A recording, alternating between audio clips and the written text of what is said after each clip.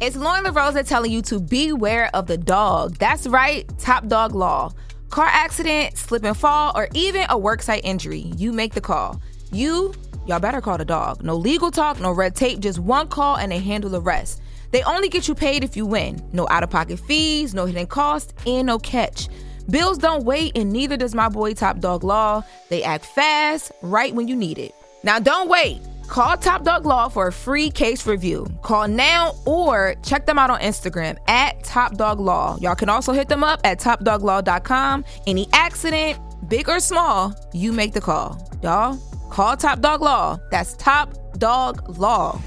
All right, so yesterday we talked briefly about Tiana Taylor and Vanity Fair covering their winter issue. It had just released at the time that I started the news, so it was very brief. I wanted to go back to that and get into a conversation that I've seen happening since Tiana Taylor won her very well-deserved Golden Globe Award. So there has been a conversation which Tiana Taylor responded to in this Vanity Fair interview about her character, Perfuda Beverly Hills, in One Battle After Another, and if this character was over-sexualized and was just a fetish. And there is a big dialogue right now about why do black women have to play these type of roles and characters in order to get recognized by awards like the Golden Globes or the Oscars. Why can't black people just say congratulations? And that's it. Yeah, I mean, that's a conversation we had yesterday. Like, for me, watching this, I'm like, yo, like, you can have all of your opinions if you want, but do you understand how hard it is to get and achieve certain things? Like, let her have her moment. But they did bring this up in the interview, and she says she tiptoed around the topic a little bit. The writer says because Tiana Taylor wanted to be careful not to overgeneralize. So Tiana Taylor says, I think we don't enjoy seeing the harsh reality, but this is what's happening. They're talking about the fetishes of white men on black women and black women displaying that on camera. And then she goes more directly into it. And she says, another person interviewed me and mentioned something about Perfuda and how people felt like she was overly horny. And I'm like, do you realize the first thing we see her do is having a gun to a guy's head? He calls her sweet thing. Are we not watching the same film? So, she's basically saying that she doesn't agree. Of course, she doesn't agree with a lot of the critiques. And these critiques have been happening since the movie first came out, but they heightened when she won her Golden Globe. But they think this is something.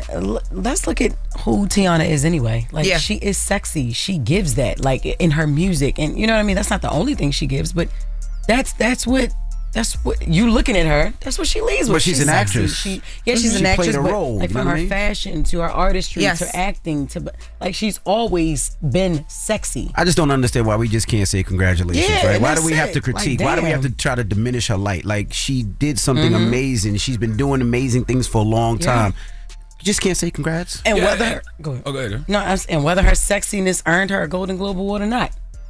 Congratulations. Yeah, it feels like hate because if folks had a problem with her role, how come they didn't say something back in September when the movie first came out? Why did they wait until she wins the Golden Globe to all of a sudden have an opinion? Also, give me more examples other than Halle Berry and Monsters Ball. Show me more women, period, who have won awards and what roles did they win them for. Then show me the black women that won and what they won for. When it comes to Golden Globes, I can think of Whoopi Goldberg, I can think of Jennifer Hudson, I can think of Monique, Octavia Spencer, Viola Davis, Regina King, Debbie Allen, Tracy Ellis Ross, Alfred Woodard. So they always compare it to Monster Ball. That's what I'm saying.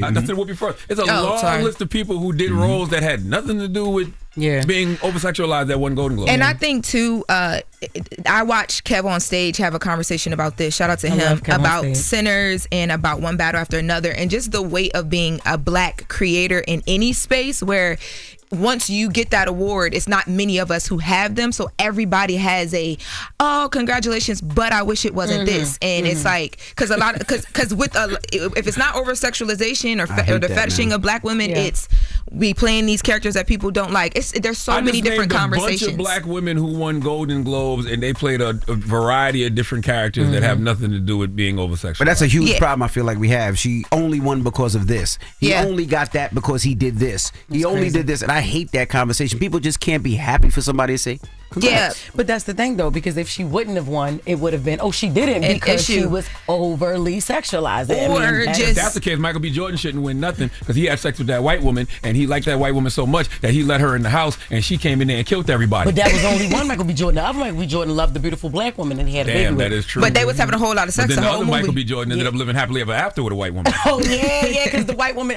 the black woman died. Too. Yeah, you're you right. See what I'm saying? He killed the black woman in the movie and lived happily ever after. Damn, that's why he didn't get about Michael B. Jordan winning nothing. Let me tell you something. Michael B. Jordan didn't win. He didn't. Damn. He didn't. It was like, you know what? You ended up living happily ever after with a white woman. That's your prize. There you go. All right. Damn, man. Yeah, but I mean, listen, Tiana Taylor is living in, and she keeps saying this, and I'm happy that she does. She is living all of her answered prayers, so she is not focused on this whatsoever.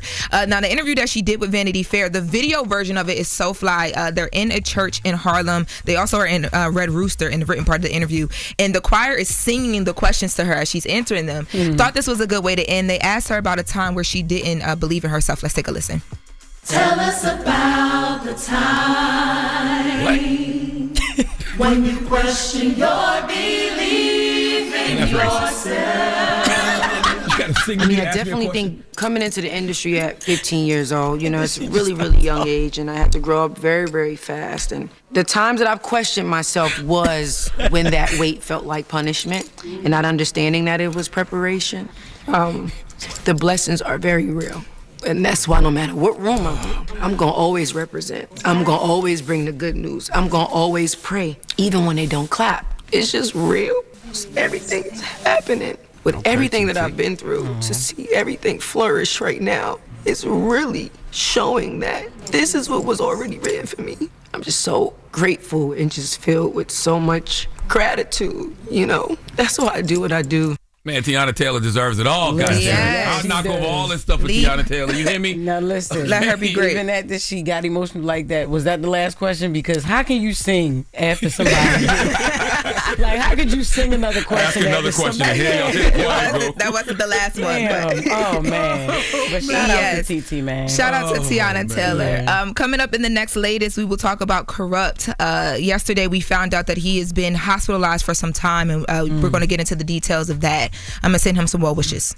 And let's open up the phone lines about TT to Tiana Taylor. 800-585-1051. At the front page news, let's have a discussion. I feel like a lot of times when we get these accolades, you don't get to sing the question. When we get these accolades, why can't people just say congratulations? And that's the question. 800-585-1051. We're talking to you. Oh my goodness.